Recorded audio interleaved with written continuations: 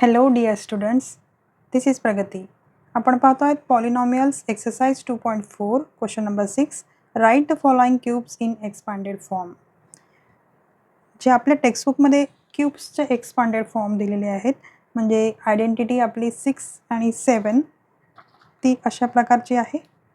x + y the whole cube equal to x cube plus y cube plus 3 × x square. पहा मुलांनो, इथे आपला x square आहे आणि इथे 3 × इथे y स्क्वेअर आहे. जेव्हा मायनस असते म्हणजे x - y the whole cube राहणार, तर आपल्याला काय मिळतं आहे, the x cube minus y cube minus 3x² y plus 3xy square. इथे लक्ष ठेवा मुलांनो, जेव्हा मायनस असतो तेव्हा फर्स्ट नंबर आणि सेकंड नंबरची साईन ही निगेटिव्ह राहणार, बाकी ह्या दोनही साईन पॉझिटिव्ह राहतात. थर्ड साईन पॉझिटिव्ह राहते.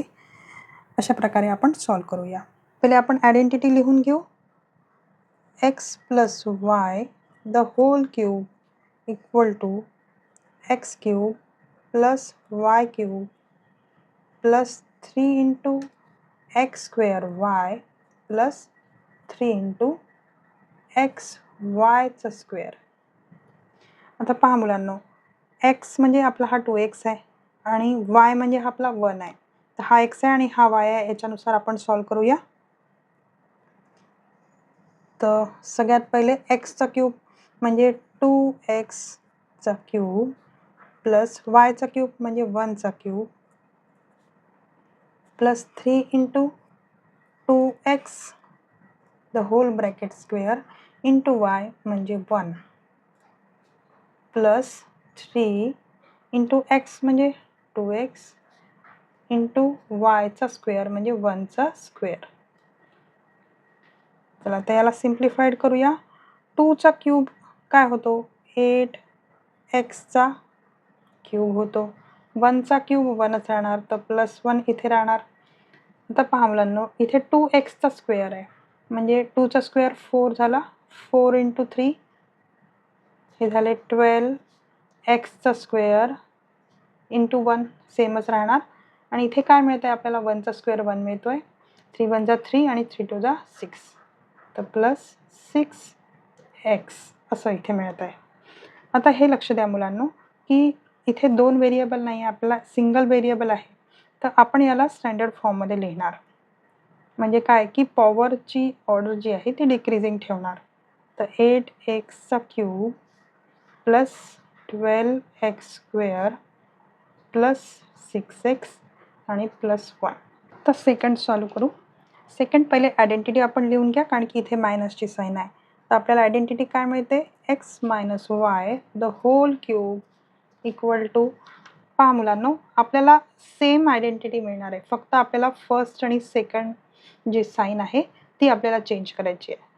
तर मग x cube minus y cube minus 3x² y plus 3xy square. चला तर मग याच्यात व्हॅल्यू पुटअप करूया. हा आपला x आहे आणि हा आपला y आहे. मग x क्यूब आपल्याला सगळ्यात पहिले पाहिजे.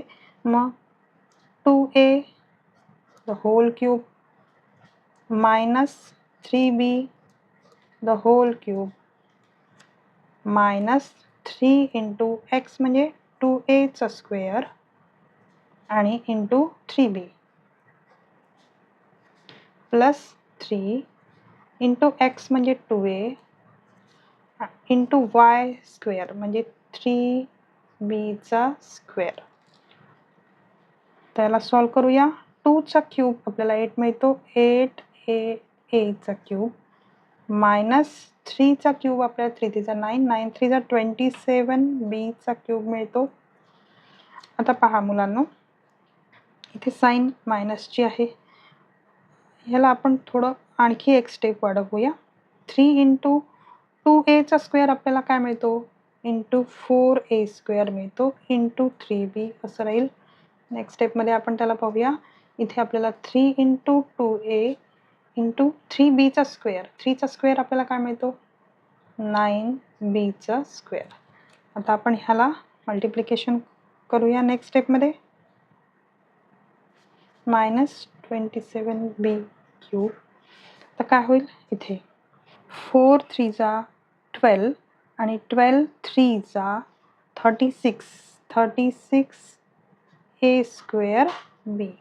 आणि इथे काय मिळतं आहे आपल्याला प्लस 3 2 जा 6 आणि 6 9 जा 54 हे इथे बीचा स्क्वेअर राहील. तर पहा आता इथे आपल्या इथे 2 व्हेरिएबल आहे, तर याचं हे लास्ट आन्सर राहणार. चला आता थर्डवालं पाहूया. इथे प्लस आहे तर आपण प्लसवाली आयडेंटिटी वापरणार आहोत. तर पहिले लिहून घेऊया x प्लस वाय चा cube equal to x cube plus y cube plus 3 into x square y आणि प्लस 3 इंटू एक्स वायचा स्क्वेअर. हा आपला एक्स आहे आणि हा आपला वाय आहे. तर आता एक्सपांड करूया आपण. 3/2x द होल क्यूब नंतर वाय म्हणजे 1चा क्यूब प्लस 3 इंटू काय आहे एक्स आपला 3/2 into x the whole square आहे आणि इंटू वाय म्हणजे multiplied by 1 plus 3 into x म्हणजे 3/2x इंटू वाय स्क्वेअर म्हणजे 1चा स्क्वेअर. चला आता याला सॉल्व करूया. आपल्याला काय मिळतं 3चा क्यूब काय मिळतो 27 आणि 2चा क्यूब मिळतो आपल्याला 8x क्यूब. हे झालं आपलं. मग आपल्याला इथे मिळणार 1चा cube 1.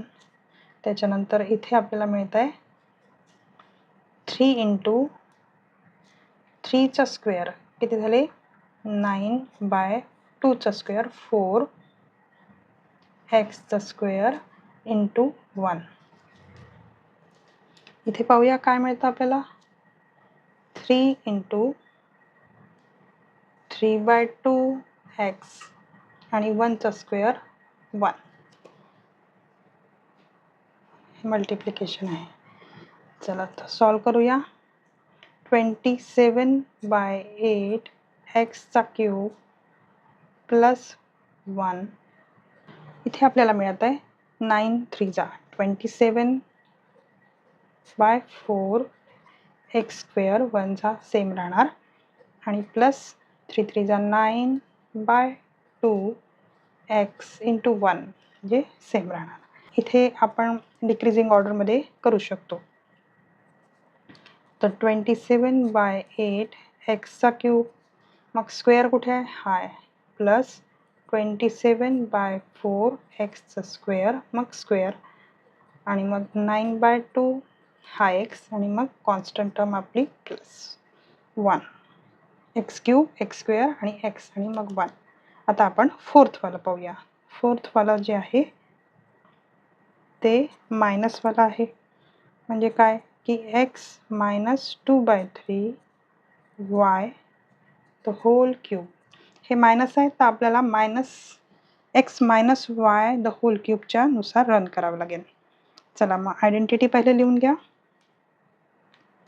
x minus y the whole cube equal to x cube minus y cube minus 3 into x square y plus 3 into x वायचा स्क्वेअर. आता व्हॅल्यू पुटअप करूया. एक्सचा क्यूब म्हणजे हा आपला एक्स आहे हा आपला वाय आहे. तर इक्वल टू एक्स क्यूब म्हणजे एक्स क्यूबच राहील आपला मायनस वाय म्हणजे 2/3 वाय द होल क्यूब नंतर मायनस 3 इंटू एक्सचा स्क्वेअर आणि मग Y multiplied by 2/3 Y plus 3 into x आणि मग 2/3 वाय त्याचा स्क्वेअर.